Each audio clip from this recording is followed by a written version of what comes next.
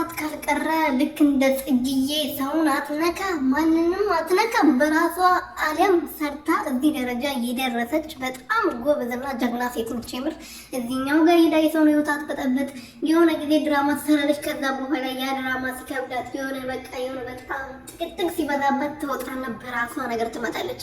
እንግዲህ ከዳኒ ጋር ብዙ የሚያስጠሉ ቪዲዮዎች ስትሰራ ነበረ።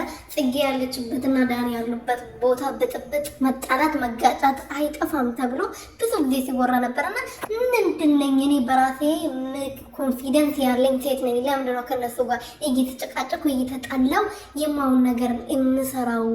ለትውልዱ የሚያስተምር ነገር ምንድነው መስራት ያለብኝ ብላ እንግዲህ ከራሷ ከነሱ ርቃ በራሷ ዓለም በቃ ይሄ አለባበሷም ይሁን ቅብጠቷም ይሁን የራሷ እንትን ነው። በቃ አለቀ። ሰው እንደ ሰው እንደ ራሱ ነው የሚኖረው። እንደኔ ልትኖር አትችልም። እንደ ሩቲ እንደ ሌሎች መኖር አይቻልም። እንደ ራሱ ነው ሰው የሚኖረውና በራሱ ዓለም እንግዲህ ከስራዋ ጋር እያበደች እንደዚህ በየቀኑ እየመጣች ነውና ይሻላል እንደዚህ ዝሙትን ከማስተማር መታት ምናምን እያሉ በሃይማኖት ከሚመጡ እንደዛ ከሚባል እንደዚህ በራሱ ዓለም ፈታ ዘና ትበልበት። የምሬ ነው።